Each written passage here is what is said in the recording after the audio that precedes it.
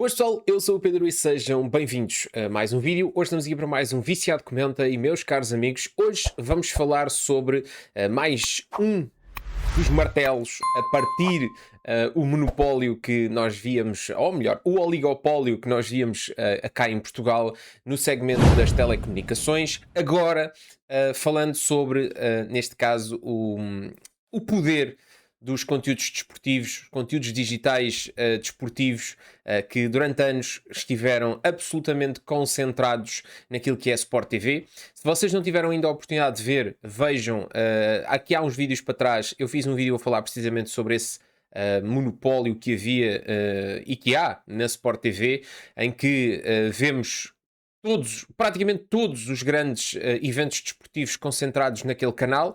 Um canal que não tem a possibilidade de ser subscrito senão por aqueles que detenham pacotes nas três incumbentes Mel, NOS e Vodafone, que por sinal são também elas detentoras de 75% do capital da Sport TV, sendo que 25% corresponde também ao Livre de Esportes, mas isto durante anos foi assim, e nós que acompanhamos desporto, se calhar desse lado pode estar alguém que não acompanha futebol ou não acompanha outros desportos, mas para quem acompanha sabe que durante muitos anos a Sport TV foi em Portugal, e ainda é, em grande parte, apesar de já termos a DAZN cá em Portugal que permitiu abrir um bocadinho mais esse leque, mas foi sempre a única escolha que tínhamos e que ao longo dos anos foi subindo de preço, e que culminou naquilo que temos hoje. Temos hoje uma estratégia que, na minha opinião, é altamente lesiva para aquilo que são os consumidores finais, que é a obrigatoriedade de tu teres que estar na Mel, na NOS ou na Vodafone para teres acesso a estes conteúdos. É algo que, na minha opinião, enquanto consumidor final, me deixa sempre algumas preocupações do ponto de vista do que é que está a fazer a autoridade da concorrência quando vê três players que inviabilizam, digamos assim, a subscrição de algo, porque ao fim e ao cabo eu não posso dizer que a Mel, NOS e Vodafone não sejam as detentoras daquele canal, ok? Não posso dizer, isto é uma decisão da Olive de Esportes. Não, isto é uma decisão de quem tem a maioria do capital. Quem decide na Sport TV são as operadoras. E portanto, se tem 75%, logicamente, isso leva-nos a perceber que decidem como é que o modelo é feito. E uma das coisas que a mim mais me preocupa é, tudo bem que vamos imaginar que a Digi ou a Novo ou outra operadora qualquer que queira entrar em Portugal não tenha interesse em entrar, por exemplo, na Sport TV, não tenha interesse em ter, por exemplo, os serviços da Sport TV, mas, ou seja, não queira neste momento adicionar isso aos conteúdos, mas o consumidor final não pode ser bloqueado de aceder a esses conteúdos que tem neste momento ainda o grande monopólio daquilo que é o desporto em Portugal, nomeadamente até o futebol. Não pode ser bloqueado a isso se não estiver nessas operadoras. E por isso é que eu acho que as entidades em Portugal já deviam ter feito alguma coisa do ponto de vista regulatório para fazer com que seja possível a subscrição daquele canal sem ter acesso, ou melhor, sem haver a necessidade da subscrição de pacotes nas operadoras. Fazer exatamente o que acontece com a DAZN. Ou seja, eu crio uma conta na web, faço o pagamento da mensalidade e posso aceder aos conteúdos de uma forma, digamos assim, separada daquilo que são as operadoras. Portanto, isto é o que eu acho que em 2026 devia estar em cima da mesa, e que é uma medida que, acima de tudo, protege o consumidor final, porque se Sport TVs da vida compram e condensam a grande maioria de tudo o que é desporto em Portugal, e se o desporto tem o poder que tem em Portugal, pois então isso é um cavalo de Troia gigantesco que faz entrar pela casa das pessoas a ideia de que ou eu tenho algum destes três ou eu não tenho acesso ao desporto, e portanto acaba por ficar completamente bloqueada esta decisão. Portanto, eu acho que do ponto de vista regulatório já se devia ter feito alguma coisa, porque aí sim eu poderia dizer, não, eu quero continuar a ter Sport TV, mas eu quero, por exemplo, estar na Digi ou na Novo ou noutro operador qualquer, ou até, por exemplo, na Ligat. Né? E neste caso, o que é que acontece? Se eu quiser estar na Novo, na Sport TV, ou na Novo, na Digi ou na Ligat, eu não posso ter Sport TV, mas posso ter DAZN, por exemplo. Basta-me subscrever online. Estão a perceber? Portanto, este é o primeiro ponto. E durante muitos anos isto foi assim.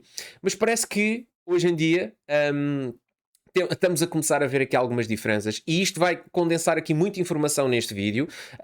Eu vou-me suportar aqui numa apresentação que até foi o próprio Luís Filipe Tavares, do CEO da Liga, que me proporcionou, e desde já um grande obrigado a ele, e também dar nota disso, que é sempre muito relevante. Tivemos a oportunidade de entrevistá-lo aqui sobre a proposta da Liga-te, e à semelhança daquilo que a Digi tem feito em Portugal, naturalmente a Digi com uma escala nacional e a Liga-te um bocadinho mais regionalizada, até por uma questão de investimentos, mas a Liga-te é também uma daquelas que está a martelar contra este oligopólio que se instalou em Portugal, no sentido de promover serviços em Portugal que não estejam dependentes deste cartel, que não podemos dizer de outra maneira, deste cartel, e que a determinada altura também foi muito barrada nisso, porque digamos que a diferença entre a Liga-te e a própria Digi é somente a questão do investimento, porque a ideologia é a mesma, é promover serviços ao melhor preço possível, garantir um serviço de qualidade ao cliente e com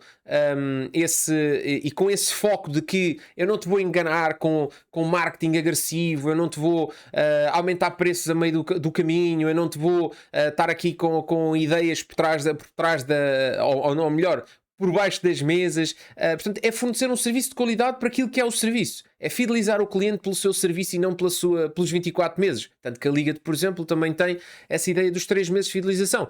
Portanto, isto eu acho que é um condensado muito importante de informação e que merecia esta abordagem inicial para que nós pudéssemos, neste caso, enquadrar o que é que está aqui a ser falado. Adicionalmente, também tenho recebido muitas informações, seja por e-mail, seja por Instagram, e eu agradeço sempre a todos os que vão partilhando comigo informações que possam ser relevantes para a análise aqui das telecomunicações, que é a questão da Live Mode TV e dos direitos, neste caso, do Mundial, e também na questão da centralização dos direitos. Curiosamente, o Luís teve a oportunidade também de olhar para este assunto e, portanto, estamos aqui com uma oportunidade de ouro para analisar, ok?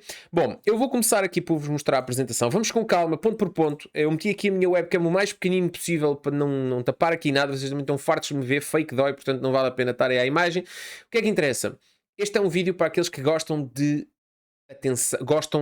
de estudar os problemas, okay? Há a diferença entre as pessoas que veem TikToks e as pessoas que veem long form content do YouTube, ok? Malta do TikTok quer aqueles 5 segundos de dopamina e passa para o próximo, passa para o próximo. Afinal, cabo nunca sabem de nada. A malta do YouTube, dos vídeos completos, vai ao fundo das questões, mete uns fones, vai andar, vai correr, vai o que for, e ao fim e ao cabo vai tentando aprofundar mais os assuntos. Porque os grandes problemas resolvem-se falando com tempo.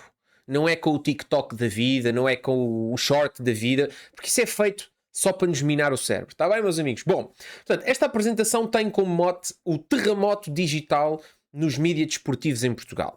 E isto vai tocar em muitos pontos, ok? Porque não é só a questão dos próprios direitos desportivos, é também a questão de todo o modelo de negócio que está instalado em Portugal e que teve instalado em Portugal até há bem pouco tempo. Bom, olhando aqui então ao primeiro passo, que vamos obviamente falar sobre o grande marco, que é a questão do Mundial. Portanto, como vocês sabem, existe uma plataforma hoje no YouTube chamada Live Mode TV, um canal de YouTube que é gerido em parte pelo Kazé, que é um youtuber e streamer brasileiro, que entrou neste meio dos direitos desportivos, ok?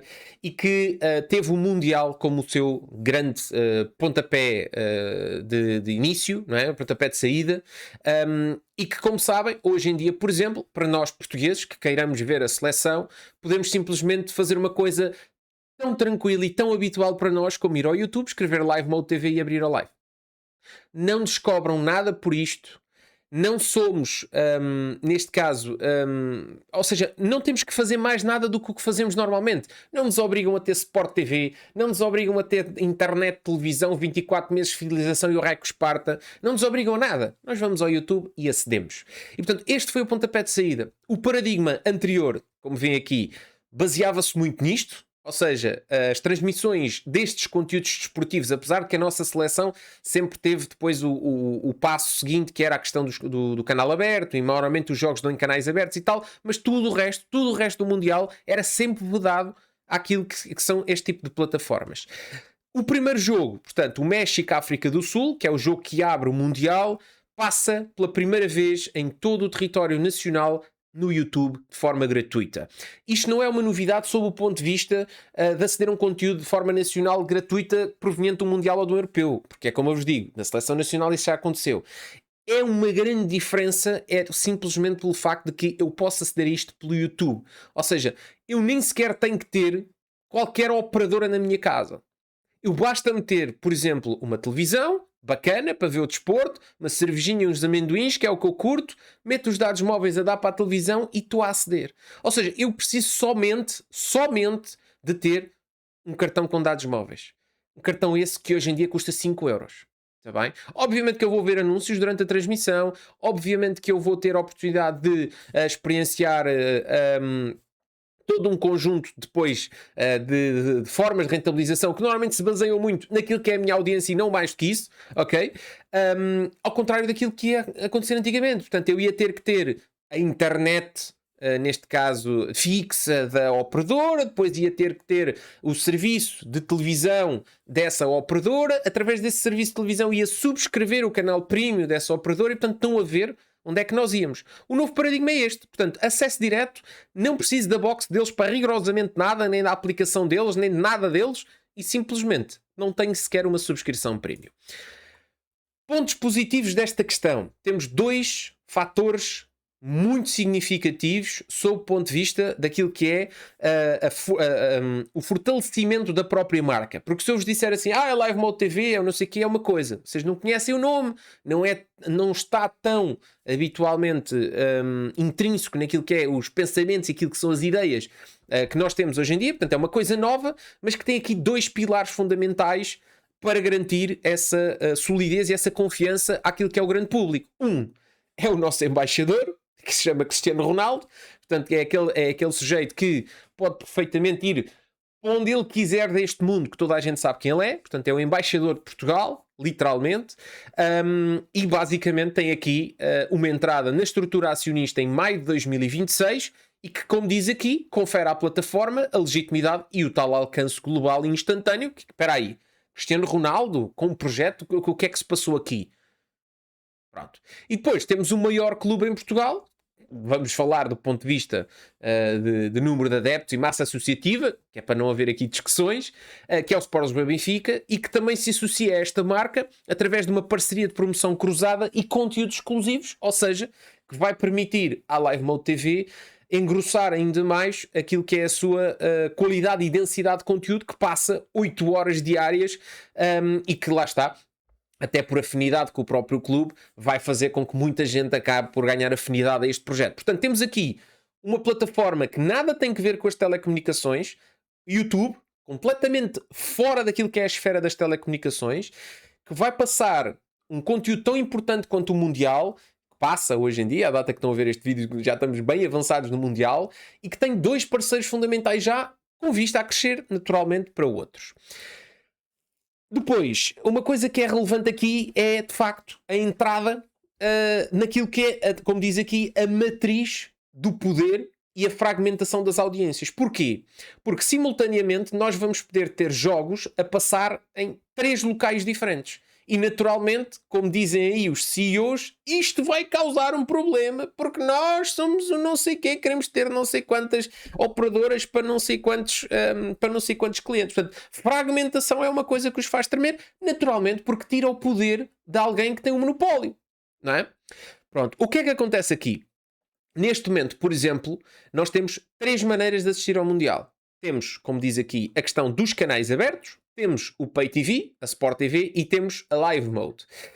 Se repararem, no caso dos canais abertos, existe uma limitação a 20 encontros do Mundial. Isto é uma negociação que é feita a posteriori, ou seja, a Sport TV compra em atacado a Sport TV, ou quem ganhar, não é? Portanto, é feita a compra destes direitos e depois os canais abertos negociam o acesso, ou seja, compram o acesso a estes jogos através pronto, de quem, ou seja, vão comprar a esse sujeito que ganhou. No caso concreto, o novo gigante, como é aqui mencionado, vai passar a ter acesso absolutamente gratuito. No caso, os canais abertos também têm por causa da questão do TDT. Vão ter 34 jogos Inclusive, o mais relevante desta questão toda é todos os jogos da seleção nacional. Porque é isto que vai engrossar acima de tudo, e depois lá está a meia-final e a final, que serão, obviamente, eventos muito vistos. Mas isto é muito importante porquê? Porque só o facto de ter, falando em Portugal, de ter todos os jogos de Portugal, reparem, é muito mais fácil hoje em dia, pelo menos para aquilo que é o pessoal mais novo, aceder ao YouTube do que ir à televisão. Reparem, eu dou por mim, às vezes, se eu tiver que ir verdadeiramente à televisão, eu nem sei onde é que está o comando. Estou a perceber, é o comando da box ou o comando... Eu nem faço ideia o que é que se passa aí. Percebem? 99,9% do nós jovens, a forma como nós assistimos conteúdos é uma coisa que é o YouTube, a Netflix, a Amazon Prime e pouco mais que isso. Ok? Esta história de ir a ver televisão por RF então é uma coisa louca, mas aquela coisa de mudar de canal, de ir à procura do canal, chega a ser assustador. Como é que nós nos desligamos desta tecnologia? Portanto, pelo menos para a penetração nas novas gerações, isto é absolutamente fundamental e lá está, vai pulverizar o número de locais onde os conteúdos estão disponíveis. Inclusive, aqui como diz aqui no efeito prático, o jogo, por exemplo, de Portugal contra o Congo passou em 3 sítios diferentes. Portanto, na SIC, na Sport TV e no YouTube. E como imaginam, isto tem uma relevância significativa. Avançando. Em relação, há aqui um grande soundbite que é o pânico institucional instala-se nos mídias tradicionais. Naturalmente. Não é? Naturalmente que o pânico chega sempre que o nosso modelo de negócio é colocado em causa. E portanto diz aqui o CEO da Mídia Capital, Pedro Moraes Leitão, o seguinte: a FIFA e a Google estão a utilizar o YouTube como instrumento de pressão económica agressiva para desvalorizar a posição das televisões nacionais e desregular o mercado. E bem. E bem, e depois é dita aqui, é colocada aqui uma frase muito relevante que é: o medo não é a concorrência direta, é a substituição do modelo de negócio. Ou seja, porque o que está aqui a ser feito pela FIFA, pela Google e até pelos players, os finais, não é? Os utilizadores finais, é dizer assim: vocês são uns meros fornecedores de internet neste momento. Nada daquilo que vocês me queiram vender me vai interessar. Estou-me a borrifar para vocês. Ok? Porque eu tenho a plataforma que não depende de vocês, que é o YouTube, tenho a internet, ok, que vai depender de vocês naturalmente, seja por dados móveis, seja por banda larga fixa, e só. Portanto, a vossa historinha do clube dos amigos, da Sport TV e da centralização dos direitos a que vocês queriam largar a mão e não sei quê, está em causa. Okay? Um dos grandes fatores que faz das operadoras hoje em dia incumbentes terem a dimensão que têm em muito se deve a esta questão do desporto também. Portanto, e o medo que está aqui instalado é este, que é, não é só a questão deste Mundial passar ali, não, é que de hoje para amanhã este modelo de negócio dinamita pelas bases aquilo que é o modelo de negócio das operadoras hoje em dia com esta questão dos conteúdos esportivos, que criam uma sinergia entre aquilo que é o interesse das pessoas em aceder ao desporto e aquilo que é a necessidade das pessoas de terem um serviço que eles fornecem para aceder ao desporto. Pronto. Depois, se nós formos olhar para aqui, temos aqui então esta plataforma Live Mode que está neste momento aqui a servir um bocado de saco de pancada por 2 entidades. Porquê? Porque em primeiro lugar tivemos a decisão inicial a 16 de junho, que foi da ERC, que disse alto, atenção que vocês têm uma grelha de 8 horas por dia e têm comentadores profissionais e têm patrocínios, então têm que se registar como sendo um canal de televisão. Algo que, entretanto, eu posso, entretanto, também avançar aqui, porque à data que eu estou aqui a fazer o vídeo já saiu outra decisão da ERC. Dá conta aqui, vocês conseguem ter acesso aqui no EcoSap, que a ERC recuou na classificação de canal de televisão, mas dá 72 horas à Live Mode para se registrar como serviço de streaming.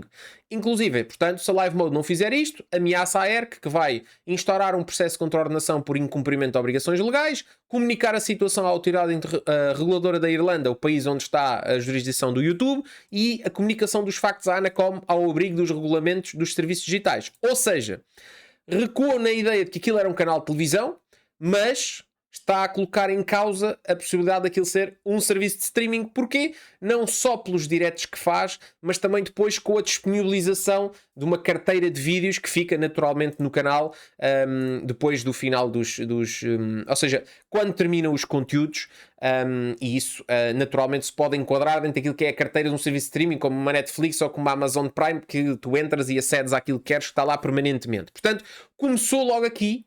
atenção, temos aqui uma nova, como é que eu posso dizer, plataforma, e portanto temos que pensar nisto, ok? E isto abre, acima de tudo também, um precedente para aquilo que pode vir a ser no futuro a regulação por parte da ERC até para os grandes canais de YouTube, ok? Porque vamos imaginar canais de YouTube hoje que estejam muito profissionalizados e que detenham uma programação constante com profissionais, etc e tal, podem vir a ter que ser enquadrados nesta questão também, ok? Depois temos aqui o contrário, portanto, temos este travão por parte da ERC, mas depois temos o acelerador por parte da Autoridade da Concorrência, porque isto é um assunto que ainda vai dar muito pano para mangas, que é precisamente a questão da centralização dos direitos desportivos em Portugal, que, portanto, a Autoridade da Concorrência deliberou que aprova a comercialização centralizada dos direitos, deixando as portas abertas aos tais gigantes tecnológicos que queiram comprar em bloco estes direitos, ou seja, acabar com este modelozinho bacoco que a Sport TV tinha cá em Portugal, e não só, que era usado, que era a Sport TV ia negociar com a Moreirense, por acaso o Moreirense até tem um acordo com a TVI, mas pronto, não interessa, ia negociar com o Jaquim Termoço, com o Jaquim da Escada, com o não sei quem, e fazia, pronto, então os teus jogos passam na Sport TV, façam um contrato contigo, tá, agora vou ao outro, tu, tá. E entretanto, os nossos amigos da Melnós e Vodafone firmam também aí uns contratositos com o Benfica, o Sporting e o Porto, que é o mais relevante, não é? Porque ao fim e ao cabo, naquilo que é o acesso aos conteúdos desportivos em Portugal, daquilo que é a Liga Portugal, eu diria que os jogos relevantes são os do Benfica, Sporting e Porto, e os jogos fora do Benfica, Sporting e Porto, enfim, é a realidade. Tendo em conta daquilo que é o modelo de negócio, naturalmente, e portanto os nossos amigos vão entretanto fazer uns acordos de patrocínio e sacam de lá também os direitos desses senhores e depois condensamos tudo na Sport TV. Pronto, é o que acontece. Isto é o que acontece. Há de facto aqui um grande travão, e isto aqui já é um à parte, há de facto aqui um grande travão que temos a Autoridade da Concorrência a autorizar, mas temos o Benfica contra esta decisão. Naturalmente porque o Benfica, como foi dito aqui, é aquele clube que tem a maior massa associativa e portanto é aquele que tem maior peso e que normalmente é sempre o que vai à frente do pelotão a puxar por aquilo que é os valores. Não é à toa que o Benfica é sempre o primeiro a fazer esse tipo de acordos e depois os outros vão atrás negociar com base naquilo que o Benfica fez e naturalmente depois há sempre aqueles negócios meio, aquelas petiças a loia de dizer não, o meu valor foi maior que o teu, mas o não sei o quê, o Benfica afinal ainda ficou com menos. Pô, mas entretanto tu vendeste a cor das cuecas, vendeste o estádio, vendeste os direitos de não sei do quê, vendeste tudo o que é espaços para meter, até na casa de banho vai dizer nós, ou mel, ou não sei o quê. Não é? Há uma diferença entre aquilo que é o bolo e há uma diferença entre aquilo que compõe o bolo, não é? Portanto, o Sporting e o Porto às vezes até conseguem valores do bolo maiores, mas obviamente entregando muito mais coisas a troco disso. Mas enfim, avançando, portanto, há ainda muita tinta que vai correr, muita água que vai correr por baixo da ponte sobre este assunto da centralização dos direitos, mas há de facto aqui uma decisão positiva que a Autoridade da Concorrência já concordou e, portanto, coloca até aqui em causa, nessa sua decisão, um parágrafo que é relevante, que diz assim, que eu terei a oportunidade de vos dizer aqui em 10 segundos, chegando aqui à informação, não é? Diz assim, a Autoridade da Concorrência enfatiza ainda a necessidade de garantir uma pluralidade de adquirentes, evitando a concentração da totalidade dos direitos relevantes num único operador e de prever mecanismos de salvaguarda concorrencial ao longo de toda a cadeia de valor em benefício dos consumidores finais de conteúdos de futebol. Ou seja, com isto querendo dizer o quê? Que não queremos que volte a acontecer o que acontece agora, em que temos, tirando o Benfica, que tem os seus jogos na Benfica TV, os seus jogos em casa, temos tudo o que é desporto concentrado na Sport TV, e depois um ou outro jogo, Taças de Portugal e que a passar em canal aberto, e só, não é? Portanto, queremos evitar isso. Pronto, depois temos aqui a questão do falso argumento de estrangulamento da rede, porque esta também foi uma narrativa que foi criada pelos operadores, como muitas outras, de que, diziam então aí os setores, deixem-me minimizar isto, diziam então que as operadoras fizeram um lobby pela criação de uma taxa chamada Fair Share, que basicamente nada era mais do que dizer que, não, estas plataformas têm que nos pagar. Porquê? Porque elas estão a utilizar as nossas redes para transferir, ou seja, o consumidor final está a utilizar a nossa rede para assistir aos conteúdos destes senhores. E isto o tráfego de vídeo asfixia as redes, pá, e nós temos que estar sempre aqui a melhorar as nossas redes e sempre a gastar dinheiro com as redes, com o trabalho destes senhores, por causa destes senhores, estão para aqui a mandar conteúdos em 4K e não sei o quê, o pessoal está todo a assistir a isto, pá, e nós temos que ser compensados por isto. Levaram num sítio que eu cá sei. Porquê? Porque a resposta institucional da Comissão Europeia chumbou definitivamente a introdução destas taxas, rejeitando a premissa de que as gigantes tecnológicas prejudicam a infraestrutura europeia. Portanto, meus caros, a primeira tentativa de sugar alguma coisa deste novo modelo de negócio falhou. E agora estamos na segunda parte desta questão. A narrativa seguinte é a narrativa de que estas operadoras estão em declínio e que estão a morrer e que vai ser um problema e que estamos todos na desgraça porque, palavras do Sr. Miguel Almeida, este mercado vai implodir, falta de investimento e não sei o quê. Dá aqui conta nesta apresentação, vocês têm aqui informação de que, por exemplo, a Mel Altice de Portugal representa 59% do EBITDA de todo o grupo internacional, sendo que tem 703 milhões de euros de receitas só no primeiro trimestre. Ou seja, isto leva-nos a pensar o quê? O modelo destas empresas morreu? Não. Transformou-se. E vai sobreviver quem souber transformar-se. Okay? Já não é possível continuar a fazer as mesmas, a ganhar, ou seja, ter os mesmos resultados com as mesmas ações. É preciso expandir o negócio. Olhando aqui, por exemplo, para a questão de nós, exatamente a mesma coisa, com uma margem de EBITDA fortíssima, sendo que tem ainda a ajudar a esta questão, terminada a implementação do 5G, uma redução de quase 21,8% do seu CAPEX, ou seja, os seus investimentos. Portanto, a ajudar ao EBITDA elevado, temos ainda uma redução do CAPEX que vai fazer naturalmente com que o EBITDA vá subindo, porque se estás a investir menos, se as receitas se mantêm, vai haver mais lucros, ok? Depois há aqui outra falsa ideia que é a questão da sobrecarga das redes. Temos aqui uma questão que se chama Google Global Cache, ok? E o que é que isto significa? Diziam então, ou seja, a ideia de que estava a haver uma sobrecarga tremenda no acesso às infraestruturas e, nomeadamente, podemos pensar aos cabos submarinos de onde viaja a internet do nosso mundo, não é?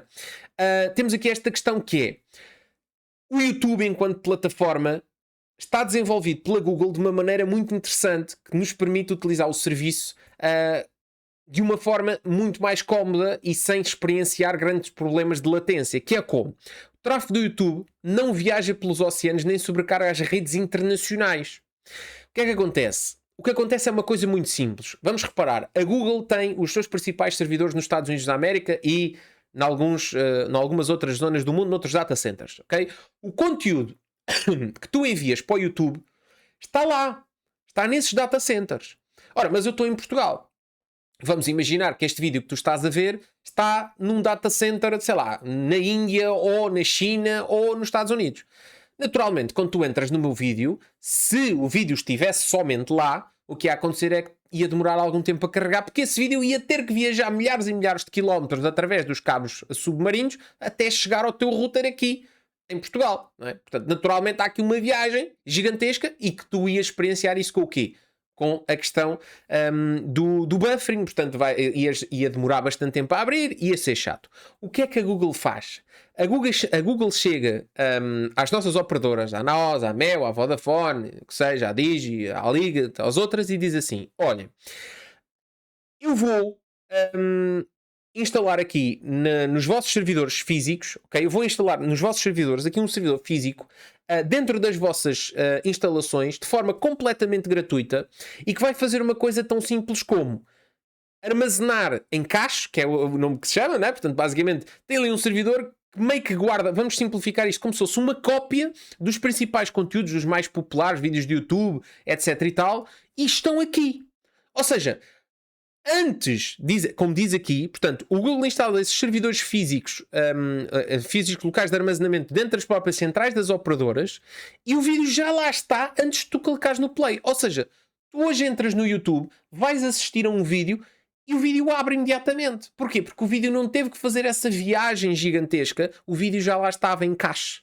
Percebem? É exatamente o mesmo conceito que nós temos das questões, termos em caixa, por exemplo, uma aplicação do telemóvel ou o que seja. Não é? Se a aplicação já estiver em caixa, tu carregas, ela abre muito mais rapidamente. Porquê? Porque ela já estava pré-carregada, estava ali só adormecida. Aqui é exatamente a mesma coisa. Portanto, a ideia de que o tráfego que vai ser gerado através da introdução deste tipo de mecanismos, agora vamos todos ver desporto no YouTube e isso vai pressionar tremendamente, não vai. Não vai porque o conteúdo já cá está. Ou seja, a pressão que tinha que fazer já fez. Ok? Pronto. Depois há, de facto, esta ideia, que é, é a ideia final desta questão. E é daqui que vem o que eu chamo cheira-cocó. Que é o quê?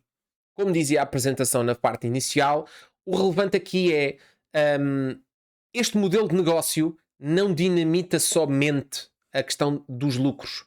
Dinamita também a presença e a própria relevância das operadoras. Porquê?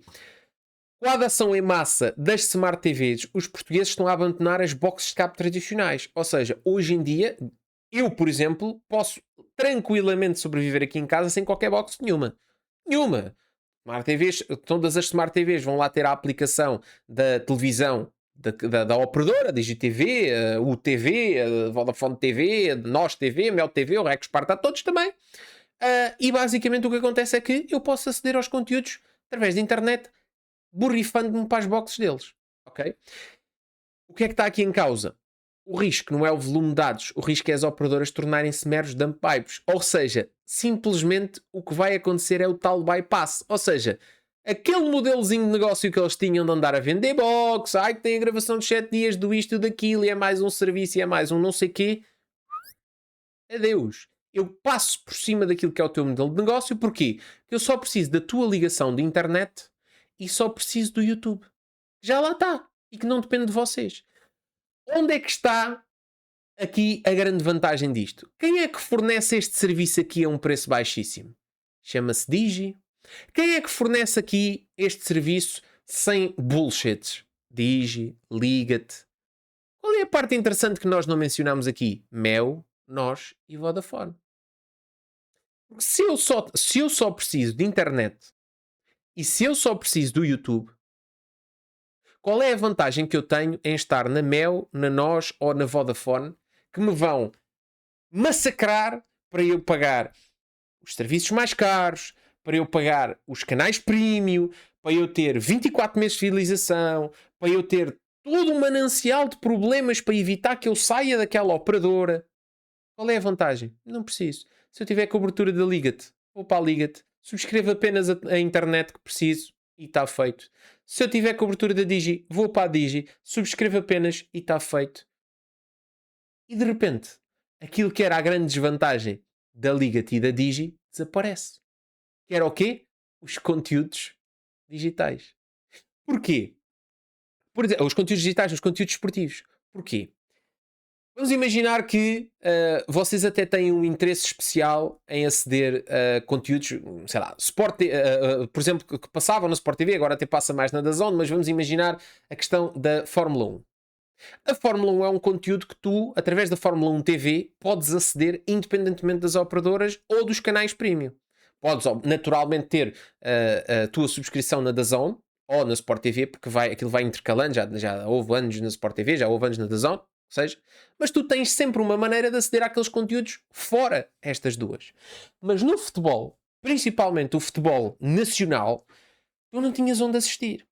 E esta questão é uma questão tripla, que é, primeiro, tens uma operadora em Portugal, duas operadoras em Portugal, que estão fora desta luta e que não têm acesso a esse desporto e que, por via da centralização dos direitos e por via daquilo que é o crescimento de uma plataforma livre como o YouTube, podem estar completamente dentro do jogo, porque deixam de ter qualquer problema. Eu forneço internet, tu tens o YouTube, eu estou em igualdade circunstancial com as minhas 3 rivais.